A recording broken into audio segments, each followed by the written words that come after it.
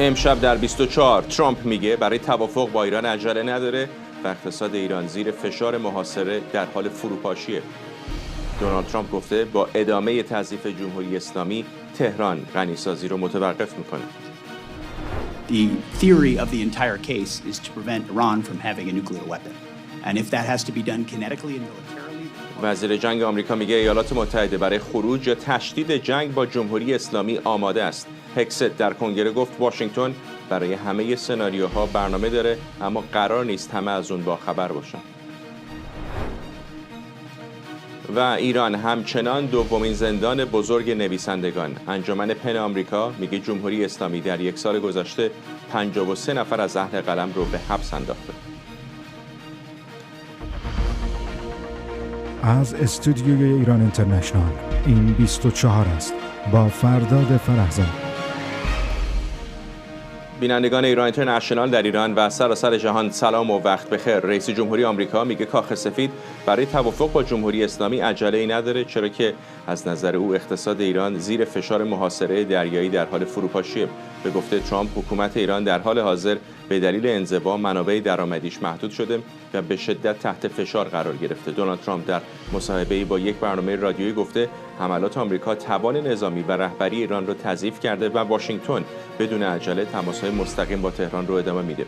او همچنین گفت اطمینان داره ایران غنیسازی اورانیوم رو متوقف می‌کنه. دقایق پیش هم ترامپ در حالی که کاخ سفید رو به مقصد پکن ترک می‌کرد گفت گفتگوی طولانی با شی جین پینگ درباره جنگ ایران خواهد داشت.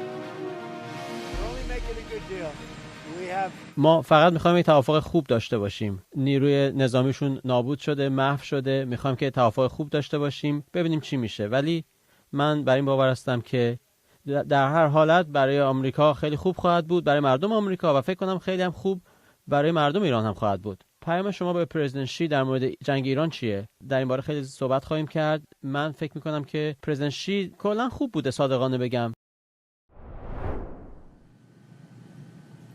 خبرنگارمون سمیرا قرایی از کاخ سفید همراه ما. سمیرا، در حالی که آقای ترامپ عازم به پکنه، این موضوع جنگ ایران همچنان سایه انداخته تقریبا بر همه موضوعات دیگر و اونطوری که او میگه به نظر عجله‌ای برای از سرگیری مذاکرات هم نداره.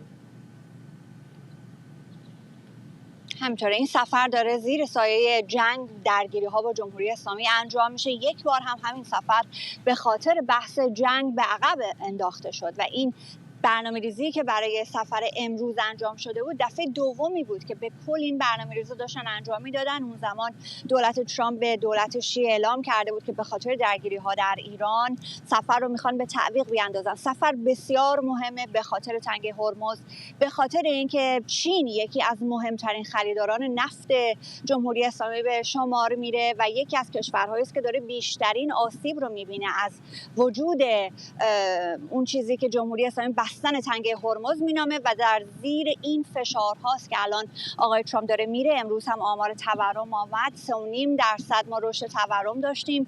از این منظر هم تحت فشار هست آقای ترامپ و در این شرایط این مهمترین سفر، این سفری که میتونه میراث او در رابطه با خاورمیانه رو تعریف بکنه داره انجام میده. یک دو بار هم پیش از این که این بیاد بیرون از کاخ سفید پای هلیکوپتر مارین وان بخواد صحبت بکنه با خبرنگاران صحبت کرده بود، مشخصا یک تماس رادیویی داشت و چیزی که امروز فرداد به نظر میرسه و اینجا پای هلیکوپتر قبل از اینکه این سفر مهم رو بخواد آغاز بکنه اینه که عجله به نظر میرسه برای هیچ کاری نداره. راجع به تورم ازش پرسیدن، راجع به وضعیت اقتصادی در داخل آمریکا پرسیدن، بهای بنزین، و گفت که هیچ کدوم اینها روی تصمیمش در قبال جمهوری اسلامی اثر نخواهد داشت و گفت که اگر که ما این جنگ رو تمام بکنیم با یک توافق خوب یا توافق از طریق صلح، حل مسائل با صلح به شکل صلح‌آمیز یا روش‌های دیگر، در اون جای خوب ما بایستیم، همه قیمت‌ها میاد پایین، بهای بنزین میاد پایین، تورم میاد پایین و گفت که بازار وضعیت مناسبی داشت، اقتصاد آمریکا وضعیت مناسبی داشت وقتی ما این جنگ رو شروع کردیم. پس به نظر میرسه که عجله نداره. اینو بارها هم گفته من حوصله‌ام سر نمیره، من عجله ندارم که بخوام این جنگ رو تمام بکنم. این رو باز پای هلیکوپتر تکرار کرد. گفت صحبت‌های صحبت‌های طولانی با رئیس جمهور شی خواهد داشت راجع به ایران. گفت هیچ کمکی از چین نمیخواد، لازم نیست که اونها راجع به جمهوری اسلامی کمک بکنن. ایالات متحده به کمک هیچ کسی در این رابطه نیازی نداره و میدونیم از قبل، حالا وال استریت ژورنال گزارش داده بود، گزارش‌های از سمت جمهوری اسلامی ما میشنویم که نیاز بر این داره دیده میشه از سمت ایالات متحده. حالا منابع آگاه این رو دارن میگن که چین یک مجموعه ابتکارات بیاندیشه برای اینکه بتونه تنش‌ها بین آمریکا و جمهوری اسلامی رو کاهش بده.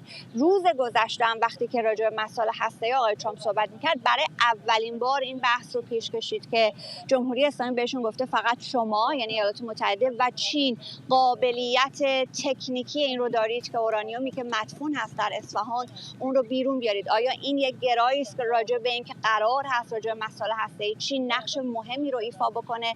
در جریان نیستیم، هنوز روشن نیست، ولی صحبت‌ها طولانی خواهد بود. نقش چین بسیار مهم خواهد بود. جمهوری اسلامی پیام‌هایی داره از طریق پکن به دولت ترامپ میده. رحمانی فضلی سفیر جمهوری اسلامی در پکن راجع به این مسائل صحبت کرده و هشدار هم به نوعی فرداد به ایالات متحده داده که رابطه ایران و چین رابطه دو تمدن هزاران ساله است و ایالات متحده نمیتونه اون رو روش تأثیر بگذاره.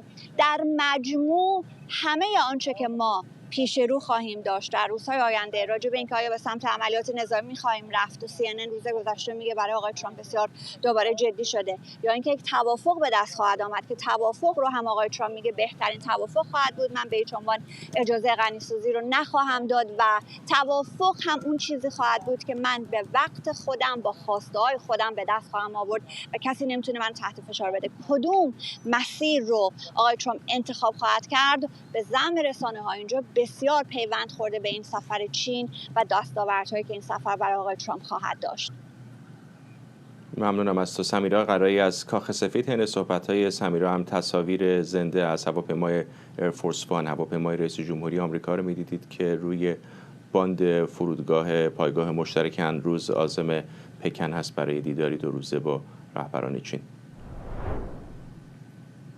همزمان با سفر دونالد ترامپ به چین، بنابر گزارش‌ها جمهوری اسلامی تلاش کرده از پکن برای رسوندن پیامش به واشنگتن استفاده کنه و گفته چین میتونه نقش ضامن هر توافق احتمالی رو داشته باشه. سفیر جمهوری اسلامی در چین هم ساعتی پیش گفت پکن با ارائه طرح‌های صلح و رایزنی با بازیگران منطقه تلاش کرده مسیر بازگشت به گفتگوها رو باز نگه داره.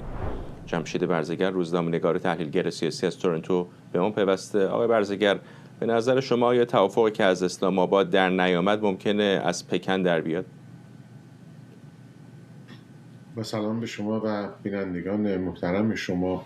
خب طبیعی است که چین وزنی به مراتب بزرگتری است با میانجیگران قبلی یا فعلی قابل مقایسه نیست، یعنی چه قطر، چه عمان و حتی پاکستان. خب می‌بینیم در مورد پاکستان الان در بین طرف آمریکایی هم نوعی بدبینی ایجاد شده. در همین جلسه امروزی که وزیر جنگ آمریکا پیت هگست در کنگره داشت، سناتور لینسی گراهام که از اصلی ترین و مهمترین سناتورهای حامی دولت ترامپ هست و از حمله به جمهوری اسلامی به شدت دفاع کرده بود، ابراز بدبینی کرد. او دیروز هم توییتی زده بود در مورد در واقع میانجیگری پاکستان و اینکه آیا این کشور قادر هست چون این نقش رو ایفا بکنه یا نه. این سوال رو هم از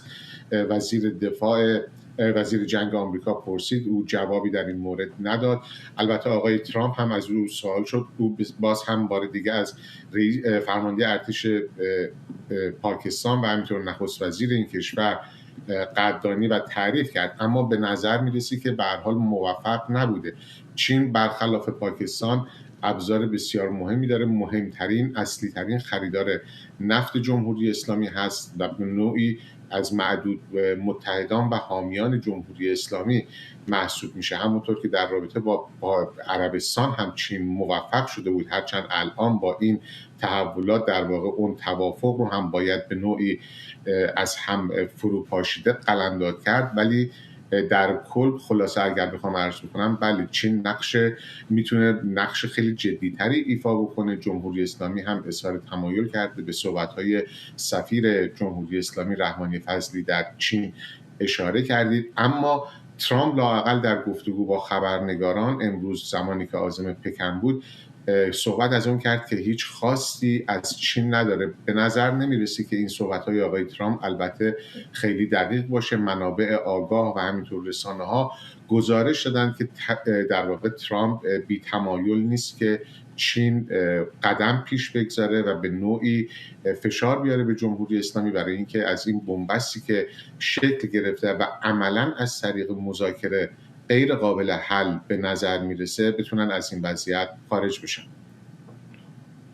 در آستانه جنگ اول آمریکا و اسرائیل با جمهوری اسلامی طبعاً بسیاری از براندازان امیدوار بودند که این حملات ختم به سرنگونی جمهوری اسلامی هم بشه. الان که بعد از حملات و چانه‌زنی آمریکا به تقریباً هیچ کدام از اون خواستایی که می‌خواسته تا این لحظه نرسیده، چقدر فکر می‌کنید که شروع دوباره جنگ که الان بیش از هر زمان دیگری به خصوص بعد از شروع مذاکرات محتمل هست این بار میتونه کمک بکنه به سرنگونی؟ اشاره بکنم که در این ساعت‌های گذشته هم شاهزاده رضا پهلوی هم در این نشست امنیتی پولیتیکو گفت که این حملات به جمهوری اسلامی علیه مردم نبوده، علیه جمهوری اسلامی بوده و اونو عملیاتی آزادی بخش توصیف کرد. آیا فکر میکنید که او همچنان شانس و فرصتی داره که به واسطه این حملات نظامی بتونه تأثیری روی زمین در داخل ایران بذاره؟ پاسخ به این پرسش در واقع بستگی به چند عامل داره و مهمترینش این هست که ترامپ واقعاً چگونه میخواد با جمهوری اسلامی مواجه بشه و این مسئله رو حل بکنه. ببینید در شروط پنجگانه‌ای که جمهوری اسلامی داده و ترامپ اونها رو غیر قابل قبول و احمقانه خونده، هیچ اشاره‌ای به مذاکرات هسته‌ای نشده. در واقع جمهوری اسلامی یک سری امتیازات مطالبه کرده که از پایان جنگ در تمام جبهه‌ها، از جمله جبهه جنگ اسرائیل و حزب الله لبنان تا لغو همه تحریم‌ها تا پرداخت غرامت و همینطور در واقع پذیرش حاکمیت جمهوری اسلامی بر تنگه هرمز مطرح کرده بدون اینکه اساساً به اون خواسته‌های اصلی آمریکا چه در مورد برچیدن غنیسازی اورانیوم، تحویل اورانیوم غنی شده، محدود کردن برنامه موشکی و قطع حمایت از گروه‌های نیابتی اساساً اشاره شده باشه و این طبیعی است که برای ترامپ قابل قبول نخواهد بود. منتها مسئله این هستش که اگر همونطور که آقای ترامپ دیروز گفت و آتش بس واقعا در بستر احتضار و در اغما به سر میبره و به دستگاه تنفس مصنوعی وصل هست و 1% شانس زنده ماندن داره، این معنای دیگرش این هست که ما باید در واقع منتظر یک حمله دیگر باشیم که البته همه اتفاقات در میدان عمل به بعد از سفر ترامپ به چین و نتایج اون سفر در واقع بستگی خواهد داشت. منتها نکته‌ای که برای کسانی که حمایت می‌کردن از مداخله خارجی این بود که در واقع چه اسرائیل چه آمریکا جمهوری اسلامی رو به شکلی مؤثر هدف قرار بدن که زمینه برای حضور دوباره مردم فراهم بشه. ما دیدیم که بعد از مدتی این فرایند در جریان جنگ 40 روزه عملاً متوقف شد. حملاتی که مثلا به گشت‌های نیروی انتظامی در خیابان‌ها میشد یا حذف مقامات نظامی و اطلاعاتی امنیتی، این فرایند متوقف شد. بنابراین پاسخ به سوال شما کاملا بستگی به این داره که اگر درگیری دیگری در پیش باشه، دامنه این درگیری‌ها چقدر باشه و چه اهدافی در واقع مورد حمله قرار بگیرن، به شکلی که بتونه اونطوری هم که شاهزاده رضا پهلوی گفتن که این کار نیمه تمام باقی نمانه و فرصتی برای مردم ایجاد بشه که مجددا بتونن بیان و خیابان رو از آن خود بکنن، کاری که البته جمهوری اسلامی و سپاه پاسداران از همون زمان در واقع متمرکز شدن بر اون با حضور مداوم هواداران اندک خودشون در خیابان‌ها سعی می‌کنن که اجازه ندن که مردم مجددا فرصتی برای حضور در خیابان‌ها پیدا بکنن. منتها انبوه مشکلاتی که وجود داره این کار رو برای جمهوری اسلامی بسیار دشوار خواهد کرد. ممنونم از شما. جمشید برزگر، روزنامه‌نگار و تحلیلگر سیاسی از تورنتو. وزیر جنگ آمریکا ساعتی پیش در کنگره این کشور درباره جنگ علیه جمهوری اسلامی گفت ارتش آمریکا همزمان برای کاهش حضور نظامی در خاورمیانه و تشدید احتمالی درگیری‌ها برنامه‌ریزی کرده. پیت هگست همچنین نگرانی‌ها درباره کاهش ذخایر تسلیحاتی آمریکا رو در پی جنگ با جمهوری اسلامی بزرگنمایی توصیف کرد. این اظهارات همزمان با بررسی بودجه دفاعی دولت ترامپ در کمیته‌های مجلس نمایندگان و سنای آمریکا مطرح شده. We have a plan for all of that. We have a plan to ما برای همه این شرایط و گزینه‌ها برنامه داریم. میتونیم که تنش و جنگ رو شدیدتر کنیم اگر لازم بشه، میتونیم کاهش بدیم اگر لازم باشه، دارایی‌ها رو جابجا کنیم اگر لازم باشه. طبعاً در این جلسه باز نمیتونیم که این مسائل رو به بحث بگذاریم، ولی خب هدف رئیس جمهور اینه که ایران هرگز به سلاح هسته‌ای نرسه. آتش بس به این معنی است که آتش متوقف شده و خب این در حالی که مذاکرات در جریان هستند برقرار شده و اتفاقات زیادی داره میفته با تیم مذاکره. وقتی اون بحث‌ها جریان دارن من هم اونجا هستم، دیدگاه‌های مختلف، پیش‌نویس‌های مختلف. برای من وضعیت خیلی سیالی هست. حالا نتیجهش میتونه این باشه که باید این باشه که ایران سلاح هسته‌ای نداشته باشه. از دیدگاه وزارت جنگ ما از این گزینه‌ها حمایت میکنیم. مرزی حسینی خبرنگارمون از کنگره آمریکا به ما پیوسته. مرزی، هم آقای هگست وزیر جنگ هم دن کین هر دوتا با سوال‌های بسیار دشواری روبرو شدن، حتی در مواردی از جمهوری خواهان. همینطوره. امروز تقریبا تمام روز رو آقای پیت هگست، آقای جنرال دن کین و مدیر بودجه پنتاگون اینجا در کنگره آمریکا گذروندن. صبح رفتن مجلس نمایندگان، اونجا یک جلسه بود و بعدش اینجا در مجلس سنای آمریکا تقریبا 45 تا 50 تا سناتور این سه نفر رو امروز مورد پرسش قرار دادن. یعنی آقای هگست بسیار حوصله‌مندی کرد در حالی که هفته گذشته هم آقای هگست و همین تیم اینجا در کنگره آمریکا بودن. برخلاف 2 هفته گذشته فرق داد که آقای هگست بسیار با یک در واقع عملکرد تهاجمی اومده بود اینجا کنگره آمریکا و در همون ابتدای دموکرات‌ها رو دشمن خودش خطاب کرده بود. امروز بسیار خونسردتر بود، بسیار در واقع از در مصالحه وارد شد. ادبیاتش خیلی نرم بود، خیلی تلاش می‌کرد که حوصله کنه در مقابل دموکرات‌ها. اگرچه یک جا از کوره در رفت، اون هم جایی بود که سناتور کونز ازش پرسید که به نظر ما تهدید ایران اونقدر که شما میگید مهم و جدی نیست. اونجا بود که آقای پیت هگست بسیار از کوره در رفت و تلاش کرد که سناتور کونز رو توجیه بکنه که در واقع به نوعی اون اشتباه میکنه و تهدید ایران بسیار جدی هست. در ابتدای همون اوایل که آقای هگست شروع کرد به صحبت کردن، یک خانم ایرانی آمریکایی چنانچه خودش داشت فریاد میزد، خودش رو معرفی کرد و به شدت مخالفت کرد با آقای پیت هگست با تصویب این بودجه برای جنگ در ایران. میدونیم که کلا این کمیته هایی که آقای هگست اینجا در کنگره حضور داشت هر دو برای تخصیص بودجه جنگ تنظیم شده بودند. آنچه که اینها درخواست می‌کنن بودجه 1.5 تریلیون دلاری بودجه تاریخی هست که گفته میشه در طول 5 سال گذشته هیچ وقت پنتاگون درخواست چنین بودجه‌ای را نداشته بوده. اما دموکرات‌ها مشخصاً اینجا در مجلس نمایندگان و سنای آمریکا تلاش می‌کنن که این بودجه رو گره بزنن به بودجه جنگ ایران و تلاش بکنن که اون رو تا بخش بسیار زیادی تصویب نکنن. نکات مهمی مطرح شد، اما مهمترین نکات در خصوص بودجه بود.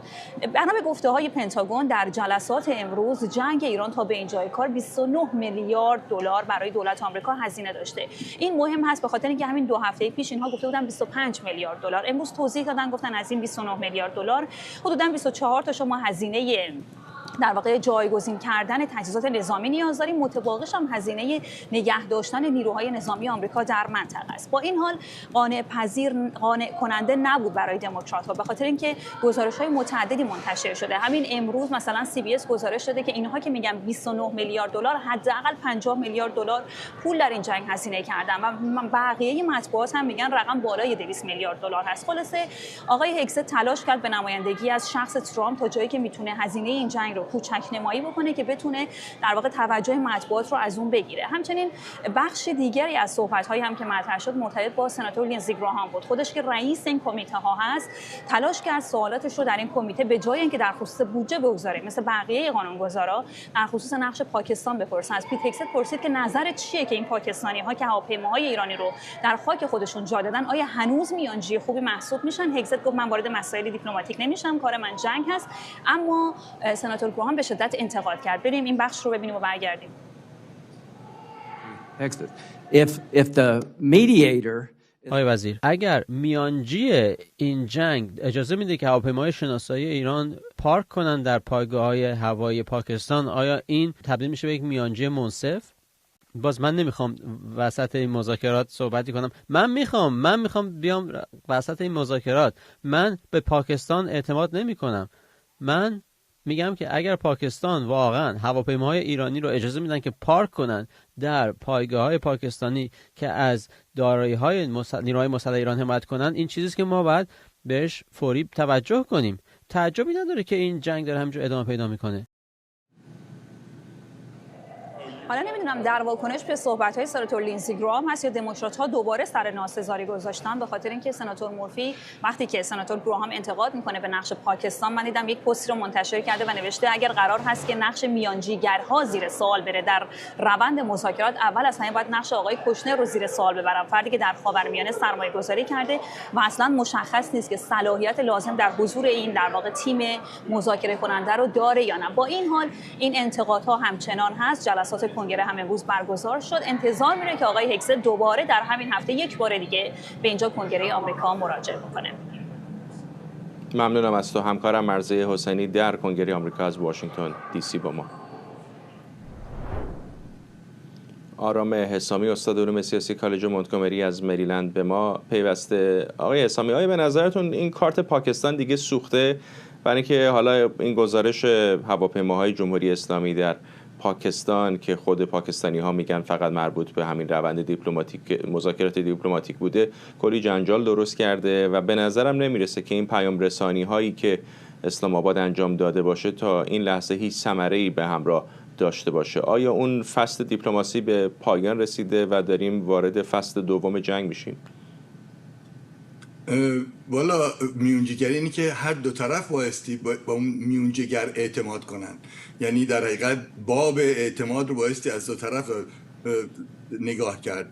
من میدونم که در واقع یه بخش منطقه‌ای داره این مسئله میانجیگری و راه حل سیاسی پیدا کردن که اینجا هم نقش پاکستان هم نقش عربستان، چون اگر این خبرایی که میاد درست باشه عربستان سعودی هم اجازه نده برای این دور بعدی حملات بعضی از فرودگاه‌ها استفاده کنه آمریکا و یک به نظر میاد هم NBC هم دوچه وله این خبر رو دادن. جالبه که حالا در سطح منطقه همه زاویه پیدا کردن با هم دیگه، همین در سطح جهانی هم فکر کنم اشاره شد راجع به نقش چین و هند. حالا اگر قبلا یادتون باشه راجع به کاسبان تحریم صحبت میکردیم، الان با این روزا راجع به کاسبان جنگ صحبت کنیم.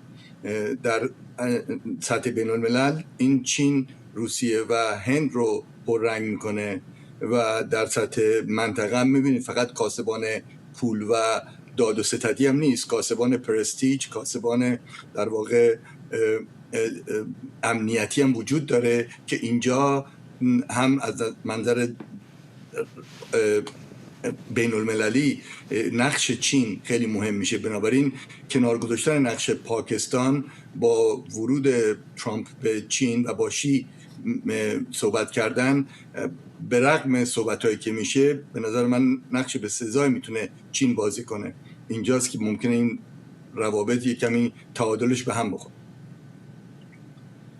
علی‌رغم رقابت‌هایی که وجود داره، حتی در اظهارات علنی هم به نظر آقای ترامپ تا اینجا کم و بیش از نقشی که چین بازی کرده راضی بوده، برای اینکه خب بخش بزرگی از انرژی چین از تنگه هرمز از خاورمیانه میاد. هم چینی‌ها خریدشون رو کمی کم کردن که به ثبات قیمت کمک کرده. حالا من نمیدونم از منابع روسی میگیرن یا از منابع ذخیره‌شون دارن استفاده میکنن. اونقدر به طرف ایرانی امتیاز نداده، هرچند همکاری‌های نظامی محدودی داشتن. چقدر فکر میکنید که اینها به پکن کارت قوی تری میده که در دیدار با آقای ترامپ بتونن به یک جنبندی برسن؟ بله خب هم مسئله اوکراین هم مسئله ایران، مثلا الان تنگه هرمز، ببینید چیزایی که اضافه شده به اون معادله برجام قدیم یا برجام به اصطلاح پیشنهادی، هم مسئله جنگ در بیروت هست که همونجور که میدید چین سرمایه‌گذاری سنگینی هم اونجا انجام داده، هم مسئله در واقع الان مسئله تنگه هرمز هم اضافه شده. بزرگترین خریدار به اصطلاح نفت ایران هم چین هست در همین الان، در همین وضع موجود. بنابراین چین هم از نظر اقتصادی هم از نظر دیپلماتیک روابط تنگاتنگی با جمهوری اسلامی داشته و داره. حالا اگر شریک استراتژیشون نخونیم چین رو، اون کاسبان تحریم و کاسبان جنگ رو میشه در حقیقت مطرح کرد اینجا که در واقع نقش چین رو خیلی پررنگتر میکنه.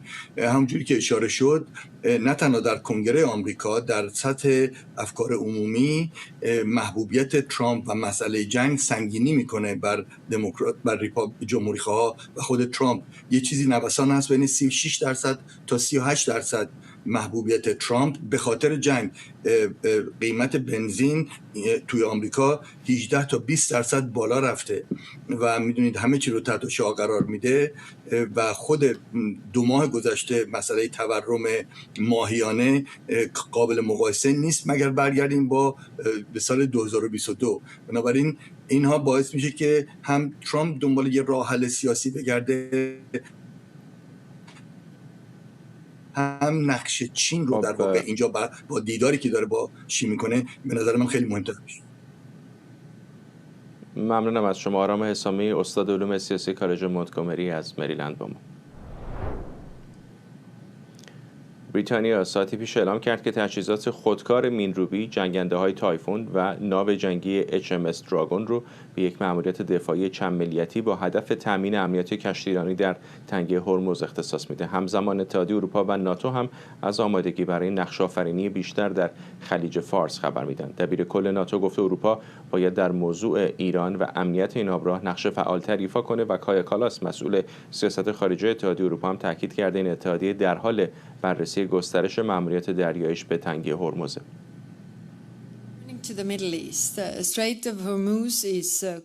اگر به خاورمیانه نگاه کنیم، تنگه هرمز در منطقه خاکستری میان جنگ و صلح قرار گرفته. ما از همه ابتکارهای دیپلماتیک برای پیدا کردن راه خروج و جلوگیری از تشدید بیشتر تنش‌ها حمایت می‌کنیم. بسته شدن مهمترین مسیر کشتیرانی جهان قابل قبول نیست. عملیات دریایی اتحادیه اروپا در منطقه می‌تواند نقش مهمی در بازگرداندن جریان انرژی و تجارت ایفا کند. امروز درباره عملیات آسپیدس گفتگوهای بسیار خوبی داشتیم. همونطور که گفتم، این یک عملیات دریایی است که همین حالا هم در منطقه حضور دارد و محدوده عملیاتی آن تنگه هرمز را هم پوشش می‌دهد. بنابراین فقط باید طرح عملیاتی تغییر کند. اما چیزی که نیاز داریم کشتی‌ها و شناورهای بیشتر است. علی حسنپور خبرنگارمون از برلین به ما پیوسته. علی، همینطور کشورهای اروپایی در مورد اقدامات نظامی تدافعی برای باز کردن تنگه هرمز خبر میدن، اما مشخص نیستش که این کشتی‌های اونها چطوری قراره به منطقه برسن. میگن برای تنگه هرمز، نه الزاماً برای رسیدن به تنگه هرمز. دقیقا همطوره. خب فرداد به نظر میرسه پیام اصلی تحولات امروز این هستش که خب اروپا و ناتو حالا بیش از گذشته خودشون رو درگیر پیامدهای جنگ ایران و بحران تنگه هرمز میبینن، به ویژه از منظر امنیت انرژی، تجارت جهانی و امنیت دریایی. خب امروز تو هم بهش اشاره کردی، بریتانیا و فرانسه میزبان نشست وزیران دفاع حدود 40 کشور بودن، نشستی که خب به صورت مجازی برگزار شد و محور در واقع اصلی اون هم مأموریت چند ملیتی بود برای حفاظت از کشتیرانی و بازگشت تنگه هرمز. اما خب پیش از این نشست مقام‌های اروپایی تاکید کرده بودند که چنین مأموریتی تنها پس از پایان درگیری‌های نظامی میتونه آغاز بشه. اما خب می‌بینیم همزمان برنامه‌ریزی‌هایی برای یک حضور احتمالی چند ملیتی در منطقه در حال انجام هست. وزارت دفاع آلمان هم مشارکت خودش رو در این نشست تایید کرده و حالا گفته که حتی آلمان آماده هستش که یک در واقع یک ناو مینروب رو به منطقه اعزام بکنه. در همین حال وزارت دفاع بریتانیا هم اعلام کرده که برای حمایت از مأموریت چند ملیتی جهت در واقع تأمین امنیت کشتیرانی در تنگه هرمز ناوشکن دراگون رو و که میدونیم یکی از قوی ترین در واقع ناوها هستش، جنگنده های تایفون و پهپادها رو به منطقه اعزام میکنه. به گفته لندن تجهیزات خودکار مینروب هم به این عملیات اضافه خواهند شد و حدود 115 میلیون پوند بودجه برای اون در نظر گرفته شده. وزیر دفاع بریتانیا هم در همین راستا گفتش که کشورش رهبری این مأموریت دفاعی رو بر عهده خواهد گرفت و در واقع این مأموریت مستقل و معتبر خواهد بود و دولت بریتانیا حالا میخواد در واقع توافق‌های دیپلماتیک رو یک جورایی به برنامه‌ریزی عملی نظامی تبدیل بکنه تا اعتماد به امنیت کشتیرانی و عبور کشتی‌ها در تنگه هرمز در واقع برگردونده بشه. اما خب در کنار این تحولات ناتو هم امروز موضع تازه‌ای در خصوص بحران تنگه هرمز مطرح کرد. مارک روته دبیرکل ناتو اعلام کرد که گفتگوها در خصوص ایران و نحوه کمک کشورهای اروپایی در خصوص موضع تنگه هرمز در جریان هست. او از ابتکار بریتانیا و فرانسه برای این نشست استقبال کرد و گفتش که خب اروپایی‌ها در حال در واقع پاسخ دادن به درخواست ایالات متحده برای ایفای نقش بیشتر در امنیت منطقه هستن. میدونیم خب دونالد ترامپ بارها این در واقع موضوع رو مطرح کرده که اروپایی‌ها خودشون رو کنار کشیدن. روته همچنین گفتش که اقدام کشورهای اروپایی قرار نیستش که لزوماً این نکته بسیار مهمه در داخل خود تنگه هرمز باشه، بلکه خب احتمالاً در نزدیکی اون انجام خواهد شد و همزمان هم تاکید کرد که اروپا باید آمادگی دفاعی خودش رو در برابر تهدیدهای امنیتی به ویژه از سوی روسیه افزایش بده و نسبت به آینده ناتو هم بسیار خوشبین بودش. ممنونم از تو علی حسن‌پور، خبرنگارمون از برلین. این یک خبر فوری است. خبر فوری داریم. خبرگزاری رویترز دقایق پیش به نقل از 2 مقام غربی گزارش داده که عربستان سعودی در جریان جنگ اخیر در ایران در واکنش به حملاتی که در خاک این کشور انجام شده بود چند حمله هوایی اعلام نشده علیه ایران انجام داده. به گفته این منابع این حملات که پیشتر گزارش نشده بودند نخستین مورد شناخته شده از اقدام مستقیم نظامی عربستان در داخل خاک ایران به شمار میرن. این گزارشی است که لحظات پیش خبرگزاری رویترز منتشر کرده به قلم تیمور اثری و پریسا حافظی. شهرام خلدی، پژوهشگر تاریخ خاورمیانه و روابط بین‌الملل از آنتاریو به ما پیوسته. آقای خلدی، پیش از هر چیز در مورد همین خبر فوری ازتون بپرسم. گزارش‌هایی هست که امارات متحده عربی در هفته‌های اخیر اقداماتی علیه ایران انجام داده، اما در مورد سعودی‌ها نمی‌دونستیم. این نخستین گزارشی هستش که منتشر میشه. رویترز هم معمولاً این چیزا رو بی احتیاط منتشر نمی‌کنه. این چه تصویری به ما میده در مورد رویکرد کشورهای به خصوص حاشیه خلیج فارس اگر آتش جنگ دوباره روشن بشه؟ خدمتتون درود می‌فرستم جناب فرزاد گرامی و خدمت مردم دلاور ایران.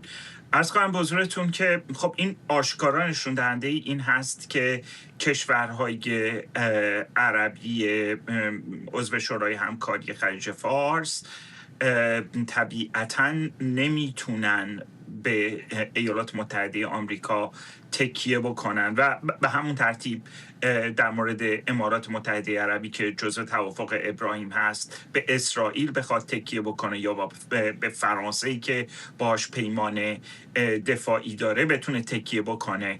مشخص هست که این کشورها در پی حمله جمهوری اسلامی و سپاه پاسداران به زیرساخت‌هاشون در جنگ 40 روزه طبیعتاً احساس کردن که باید خودشون وارد عمل بشن و دست به دفاع از خودشون بزنن. حالا پرسشی که وجود داره این هستش که ما این همه شایعات مختلف میشنیدیم در مورد اینکه عربستانی ها یعنی سعودی ها موضع متفاوتی دارن از امارات متحده عربی. اگر واقعا چنین چیزی هست باز داریم برمیگردیم به اینکه عربستانی ها لزوماً موضع متفاوتی ندارن و از نظر دیپلماتیک در ظاهر یک چیزی رو میگن ولی در عمل کار دیگری رو میکنند. ولی خوندن دست ریاض مقدار دشوارتره تا ابوظبی، اینطور نیست؟ چون روی کرده امارات دیگه تقریبا خیلی روشنه، خیلی رو داره بازی میکنه، کاملا ادبیات ضد جمهوری اسلامی دارن، با اسرائیلی ها همکاری های استراتژیک خیلی گسترده ای دارن. بارها هم حالا اگر نه مقامات رسمیشون که هرچند حتی اونها چهرهایی مثل انور قرقاش گفتن ولی چهرهایی نزدیک به حکومت میگن که پاسخ دندان شکنی به ایران خواهیم داد. عربستان ولی به نظر بازی دو خطی داشته تا اینجا. از یه طرف به نظر به واسطه پاکستان کمک داره میکنه به دیپلماسی، ولی از یه طرف دیگه الان خب این گزارش رویترز میگه که حتی حملات نظامی انجام داده. دقیقاً. و از طرف دیگه به نظر نمیرسه که عربستان و پاکستان لزوما این که پاکستان به دفاع از عربستان نیومد باعث شده باشه که حداقل در ظاهر عربستان به طور کامل از پاکستان خودش رو جدا بکنه، هرچند که الان داره این مطرح میشه که آیا پاکستان میتونه تکیه بکنه به عربستان سعودی برای دریافت اون نفت کما بیش مجانی که داشت دریافت میکرد یا نه، برای اینکه برخی منابع در ریاض دارن میگن که اون قرارداد رو عربستان سعودی میخواد به پایان برسونه. اگر چون این چیزی باشه، فرمودید 2 خطه، به نظر من میرسه چند خطه شده، برای اینکه این مقاله‌ای که ترکی الفیصل نوشت، وقتی که ما توی این بازه زمانی که شاهزاده خالد بن سلمان رفت و با آمریکایی ها صحبت کرد یا آمریکایی ها اومدن باش صحبت کردن و بهشون گفتش که اگر شما به جمهوری اسلامی حمله نکنید غیر قابل کنترل میشه، بعد اومدن تکذیبش کردن. این قبل از جنگ 40 روز است. حالا الان این رو میبینیم و بعد این رو هم نباید فراموش بکنیم که در بازی بزرگتر بین المللی هر دوی این عربستان سعودی و امارات متحده عربی در کنار پاکستان با چین توی قرار اقتصادی و مالی بریکس هستند و چه سرنوشتی برای اون اتفاق خواهد افتاد، به خصوص با توجه به اینکه دست چین از آستین پاکستان به نظر میرسه که بیرون اومده باشه. این که عربستانی ها یعنی سعودی ها در واقع چجوری میخوان مدیریت بکنن این بحران رو، به نوعی که یک دفعه اماراتی که از اوپک بیرون اومده از شورای همکاری خلیج فارس بیرون نیاد و این مشکلی که همیشه با قطر داشتن قوز بالا قوز نشه، به نظر من سوالهای خیلی پیچیده تری رو الان داره مطرح میکنه با توجه به این بنبست به نظر من انفجاری که ما در تنگه هرمز شاهدش هستیم.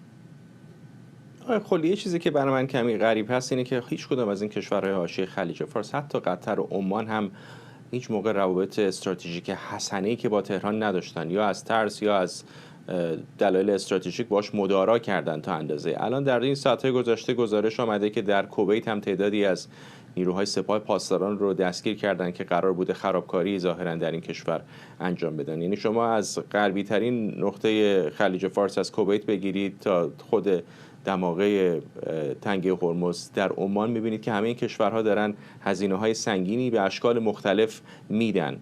جمهوری اسلامی هم به نظر میرسه که الان از نقطه نظر نظامی خب ضربه زیادی خورده، در ضعیف‌ترین موضعش هست، ولی اگر از این جنگ به شکلی موفق بیرون بیاد، خب وضعیت برای این کشورهای حاشیه خلیج فارس میشه تصور کرد که خیلی دشوارتر خواهد شد. مقامات جمهوری اسلامی هم خیلی پنهانش نمی‌کنن که میخوان زندگی رو بر اونها دشوار بکنن. بنابراین چرا یک انسجام بزرگتری رو در بین این کشورهای شورای همکاری نمی‌بینیم در مقابل ایران؟ بسیاری از صاحب نظران میگن به خاطر اینکه با وجود اینکه این کشورها در زبان از نظر جغرافیایی در کنار همدیگه هستن، میراث استعماری که وجود داشته یک مقداری تأثیر گذاشته و اون خلایی که در نتیجه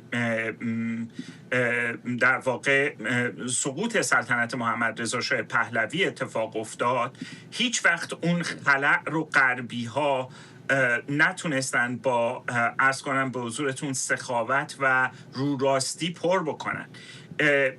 مثالش عمان هست که فرمودید. چقدر من خوشبختم که شما به عمان هم اشاره کردید، برای اینکه همین عمان در سال 2019 یک قرارداد دفاعی خیلی شبیه به اون چیزی که امارات متحده عربی با فرانسه داره، یک قرارداد دفاعی با بریتانیا امضا کردش.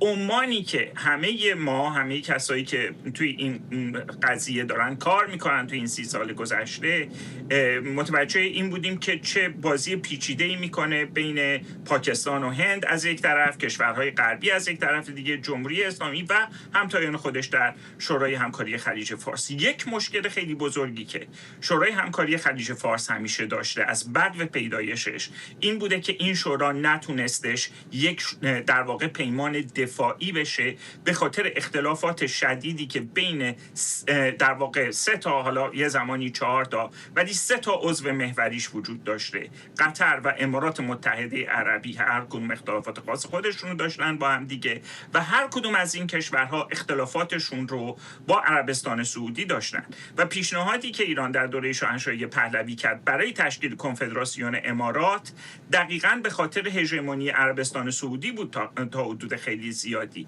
حمله صدام حسین به کویت یک مقداری و تضعیف کویت همه چیز رو به عقیده من تغییر داد و الان ما در یک شرایطی هستیم که به نظر من میرسه که عربستان سعودی هم میخواد شورای همکاری خلیج فارس رو حفظ کنه، هم اماراتی ها رو نگه داره و هم نگران هست که من فکر می‌کنم اصطلاح بهتری که باید به کار ببریم این هستش که اگه جمهوری اسلامی جون سالم به در ببره اون وقت تمامی این کشورها مستقلاً نمیتونن از خودشون دفاع کنن و اون وقت چه ترتیبات دفاعی جدیدی رو این بار باید همشون در نظر بگیرن و قطر هم به نظر من بهشون خواهد پیوست.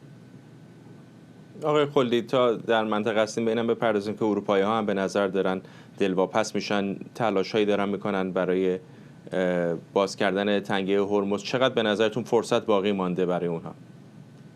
به نظر من فرصت خیلی کم باقی مونده، هرچند که ممکن هست که این طولانی بشه، ولی همینقدر که بریتانیایی ها دارن نیروشون رو میفرستن، فرانسوی ها دارن نیروشون رو میفرستن، شما با جناب حسن پور صحبت میکردید، چه اینها بیان در شمال اقیانوس هند، چه بیان بغل تنگه هرمز در دریای عرب، اینها پاشون به این درگیری کشیده خواهد شد قربان. و به نظر من جمهوری اسلامی و سپاه که هدفشون این بود این جنگ رو بین‌المللی بکنن دارن به این هدف میرسن. ممنونم. شهرام خلدی، پژوهشگر تاریخ خاورمیانه و روابط بین‌الملل از آنتاریو. انجمن قلم آمریکا در تازه‌ترین گزارش سالانش درباره وضعیت آزادی بیان در جهان میگه ایران با زندانی کردن 53 نویسنده بعد از چین دومین کشور در این موضوع. در بیانیه انجمن قلم آمریکا اومده شمار نویسندگان زندانی در جهان برای نخستین بار از 400 نفر عبور کرده و چین با 119 مورد بدترین وضعیت رو داره. در این گزارش عربستان سعودی با 27 نویسنده زندانی در رتبه سوم، پن آمریکا میگه سرکوب در ایران به ویژه بعد از جنگ 12 روزه شدت گرفته. اردوان روزبه، خبرنگارمون از استودیو دیگر ما در واشنگتن با ماست با جزئیات بیشتر از این گزارش. اردوان. دبیر این انجام، یعنی دبیر بخش روزنامه‌نگاران و نویسندگان در خطر این انجمن، یعنی انجمن قلم آمریکا، جایی که من الان دفتر واشنگتنشون ایستادم، کارین دیویچ کارکار میگه جمهوری اسلامی یک کارزار خشن به طور جدی و برنامه‌ریزی شده علیه روزنامه‌نگاران و یا نویسندگان ایرانی مستقل به راه انداخته. در انجمن در گزارش امسال خودش، یعنی شاخص‌های آزادی نوشتن که از سال 2019 آغاز شده، اشاره می‌کنه که از بیشترین شاخص‌های رشد دستگیری و زندانی کردن نویسندگان در دنیا در حال حاضر متعلق به جمهوری اسلامی و در ایران هستش. پیش از این چین، یعنی در گزارش سال 25 چین با عدد 119 نویسنده و جمهوری اسلامی با 52 نویسنده بالاترین عددها رو به خودشون اختصاص دادن. در گزارش انجمن ذکر شده موضوع فقط به طور مشخص نویسندگان در حوزه مشخصی نیست، بلکه کسانی که در نویسندگی در حوزه‌های آنلاین انجام میدن، نویسندگانی که در حوزه‌های مستقل تحقیقات کار انجام میدن و کسانی از این دست، حتی بلاگرها هم تو این لیست قرار گرفتن. نکته مهمی که در این شاخص وجود داره اینه که شاخص تعداد زنان نویسنده زندانی در ایران بالاترین شاخص هستش. عدد متوسط 16% از نویسندگان بوده، در حالی که در ایران 32% از نویسندگانی که در حال حاضر دستگیر شدن و در زندان به سر میبرند زنان ایرانی هستند. ممنونم از تو اردوان روزبه، همکارم از واشنگتن با ما. و ممنونم از شما که بیننده برنامه 24 امشب بودید. برنامه رو کمی دیرتر میتونید دوباره در یوتیوب ببینید.